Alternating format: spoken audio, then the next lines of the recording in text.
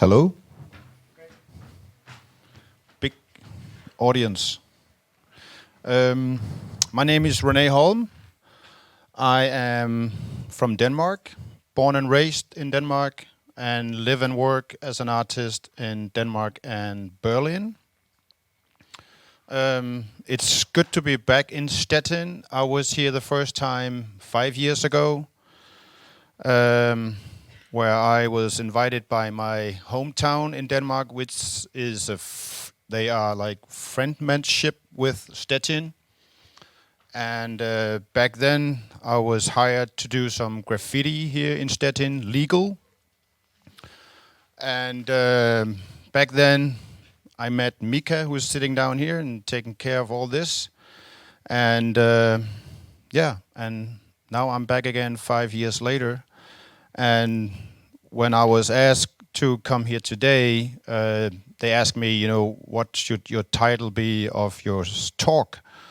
And I called it Expectations.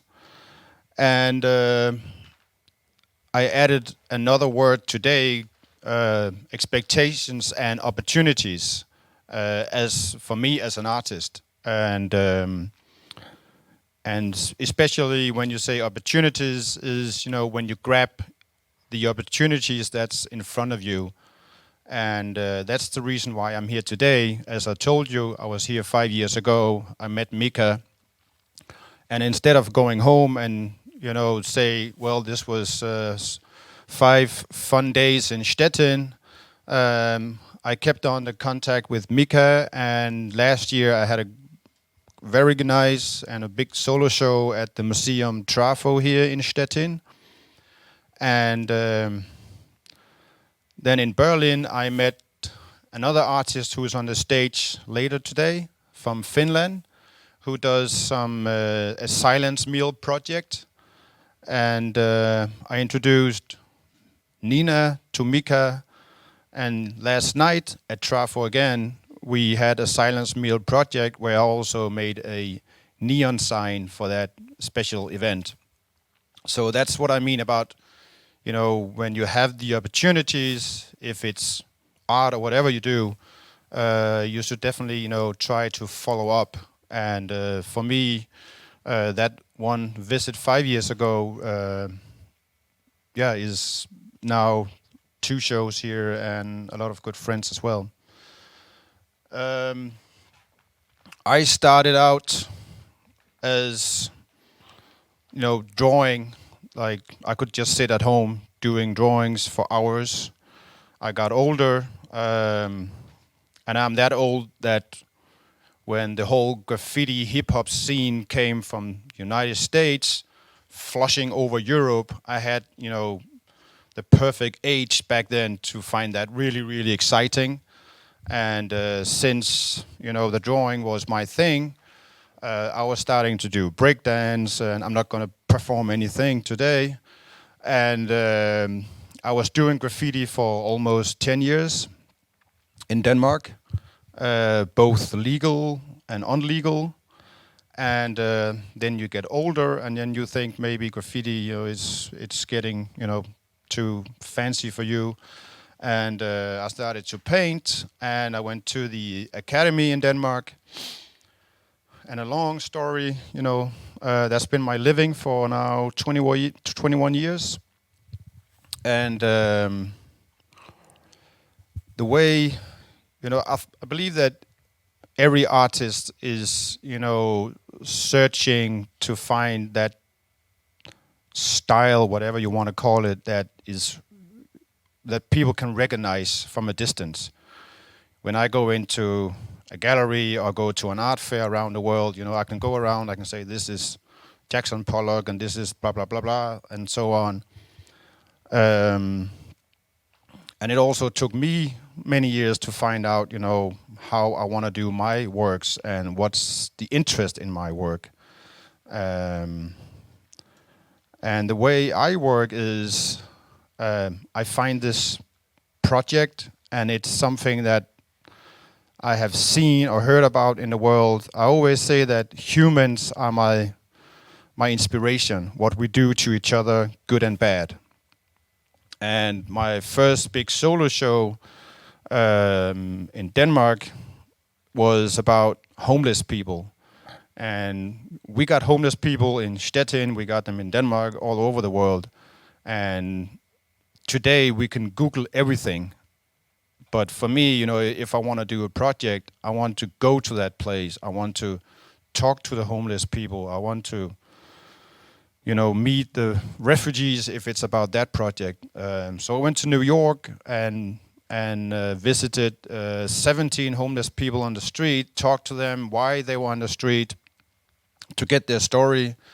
And then you come home with a lot of experience and expressions and the smells and a lot of photos. And then I'm looking at the photos for maybe, 2-4 weeks, a month or two before I know, what do I want with these photos? In what context do I want to, paint these people so that for you as an audience, it gives you some kind of a feeling. And that was my first, really big solo show in Denmark. And the show was sold out in 20 minutes. And I never experienced, something like that before, that people really running around like, what can we buy? And do you make more? And of course you were super happy and you were proud. And then the next day there was a very nice article in the paper about my show and blah, blah, blah. And I never, forget that, like the last word in the article was that we really are looking forward to what Rene is doing next time. And I was like, oh, there is a next time. This is not like a one-time show. So that was the first time, the word expectations really, hit me. Because I always have the expectations to myself as an artist, to do the best you can do. And when I'm satisfied, I'm taking the works out of my studio. But I found out that there was also a very large and a great expectations from the audience as well. So, what should I come up with for my next show? And I have done shows about refugees. We all know them, and it's a major history in the news all over the world about people fleeing from all kind of countries into the country where you live. And instead of having your opinion about it and just reading about it and talk with your friends about it, I contacted these Red Cross centers where people are living before they are allowed to come into a country. And that was like the homeless show. I went to, I talked to those people, I heard their stories, and I made the paintings over a long time, and I had the exhibition. And that exhibition came after my homeless show, which was called 16 Destinies. And as I told you, my first show was sold out, so I had a lot of people coming to this show because now they could buy a painting. But it was so funny to see when people came to the show that this was, with people from the Middle East, with the big beards, and women with the what is it called, the burqas and so on. And all of a sudden, even though they were painted, the same way, with the same brush strokes and with the same colors, and apparently what people liked with my first show, people were like really afraid of buying these paintings because what would my friends say, if I had Muhammad on my wall in a painting? So, for me, again, expectations were different from the audience for that show, even though, my expectations were totally fulfilled because I felt it was like the right show to do.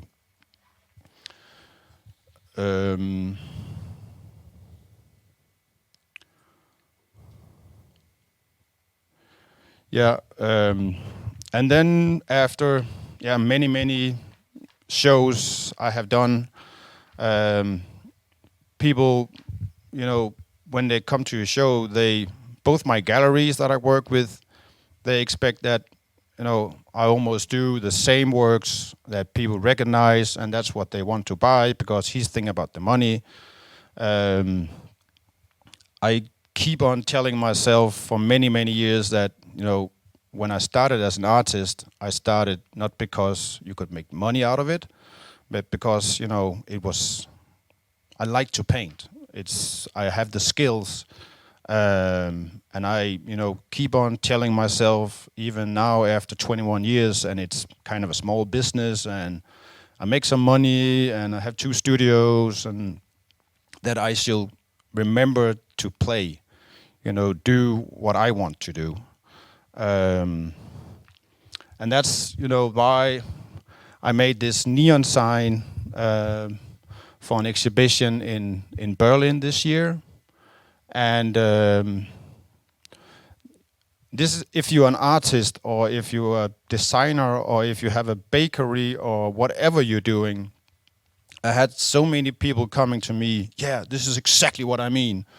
I want to have this in my restaurant, and people coming in, why don't you do like that? And why don't you design it like that, or whatever? And they'll just like point at the sign and do it your fucking self. And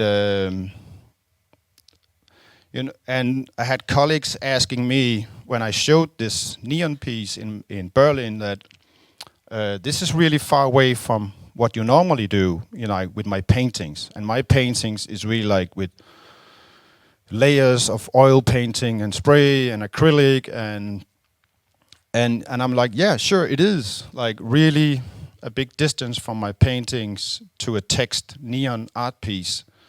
But if you take all my paintings and you turn them around, they all have a text on the backside, like a title of the painting.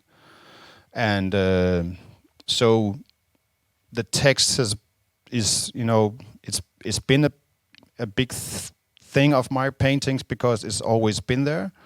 So this is kind of the reverse of a painting, the text pieces I'm doing now. Where do I point? This is one of the paintings I showed here at Trafo last year from a show called Darkness. And I don't know if I had some more pictures. This is a brand new painting for a show I have in Denmark, November 30th. And over, I don't know, years, I have read and heard and seen things that, got me to the idea of this exhibition called Living in a Box. And, if you have kids in kindergarten or in schools or people who work at big companies with a lot of colleagues, I don't know how it is here in Poland, but it's probably the same.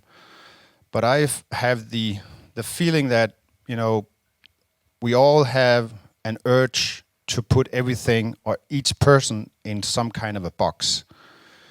You have kids who got some kind of a stress, so they need to be like taken better care of in the school, and you're not allowed to do that to them.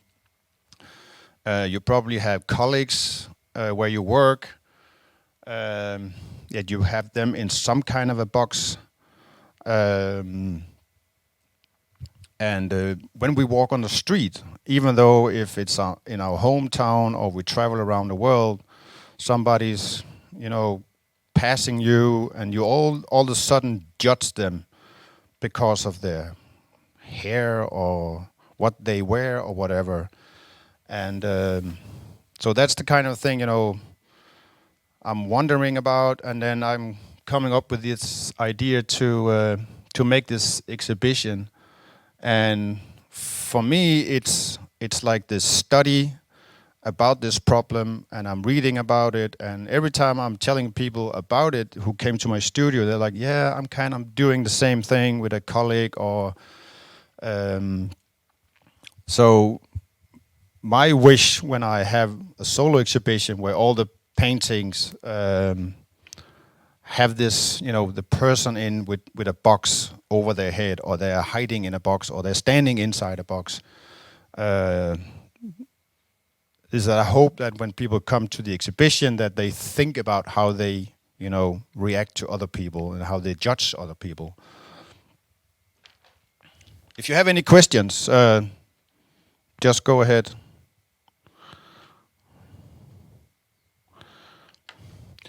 Yeah, that's for the same show, and that's definitely a guy who's under a lot of pressure. And that can be, work related, giving you new assignments on top of all the other things you're doing.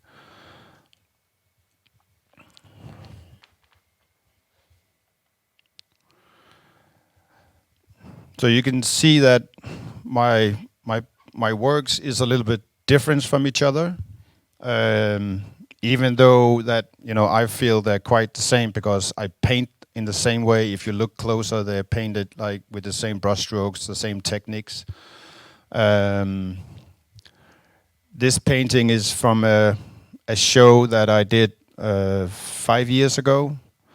And I probably made, 10, 12 solo shows with people in some kind of a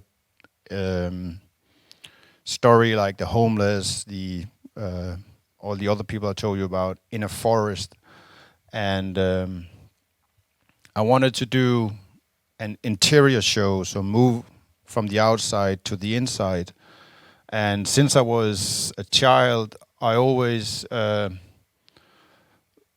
found it exciting to run in and out of old buildings, like abandoned buildings. It was kind of a mystery. It was a little bit dangerous.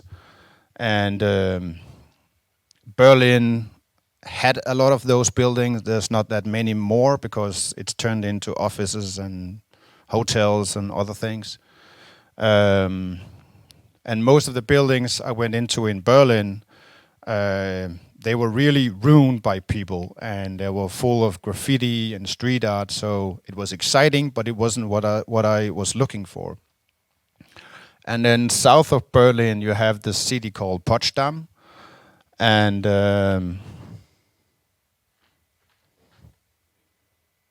oops, how do I go back? And I read about an old hospital that was used after the Second World War, and it's what they call a Denkmalschutz, so you're not allowed to go in there. So I drove down and I found a way through some fences, and I got in, and the place was, of course, falling apart from each other, but it was still not ruined by people with graffiti and street art. And so I really, every room I came into, there was this quietness, but still, I could feel or almost hear what was going on back then. And each room for me was really like paintings, because the way I paint with all the techniques and layers, I could just like see, paintings in all the room I entered. And so I call this show Behind the Curtain. Yeah.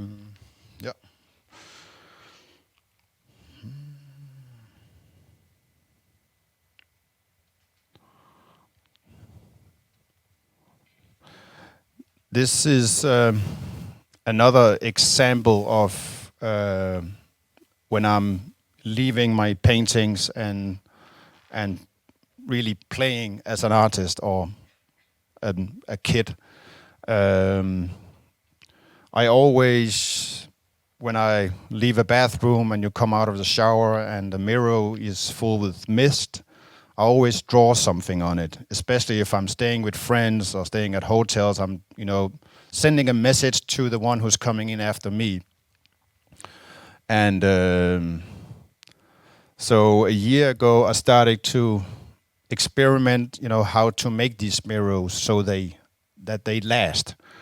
And they are really hard to photograph, but it is mirrors that I painted with acrylic paint, and it took me a long time to figure out like how to mix the acrylic so that it looks like mist. And still, when they are wet, I draw on them with my hands like I do on a really mirror, and I don't think you can see it, but then I have some lacquer I'm dripping on, so it looks like water that's running down the mirrors. And I showed them in Denmark this year, 12 of them, and they all had different, questions to the people who's actually standing in front of the pieces. And this one is, you all know we have Instagram, we have Facebook, and we post something, and 10 minutes later we check to see how many people like the post we did. And even for adults or young kids, they can almost, be sad about they only got 2 likes or 10 likes, because my friends, they get 200 likes. And so this was both like a fun project, but also like a comment to, how important it is to us to have the perfect profile photo and the many likes and followers on Instagram.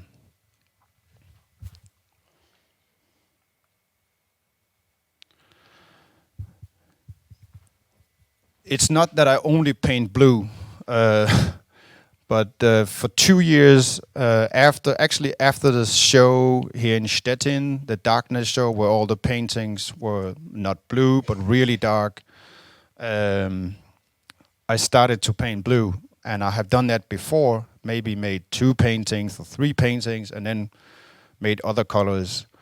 But for 2 years exactly, I have only painted with blue, so blue and white. And when you have the 2 colors, you get a lot of colors in between, of course. And this painting is from a solo show in Copenhagen last year, where it got the physical acts in. And I just stopped painting the blue paintings now and working on a new show for next year. I don't have any photos of it. The show I just started is about a visit I had this June in Chernobyl, the city in Ukraine, close to Kiev. We all know about Chernobyl, I guess. And I always wanted to go to see it, because you both have the abandoned buildings that I told you that I find exciting. And I remember Chernobyl when I was around, 18, 19. And it was really, exciting. And was it dangerous to go to Chernobyl? People are telling me, you're crazy, you're going, maybe you'll grow an extra ear or something.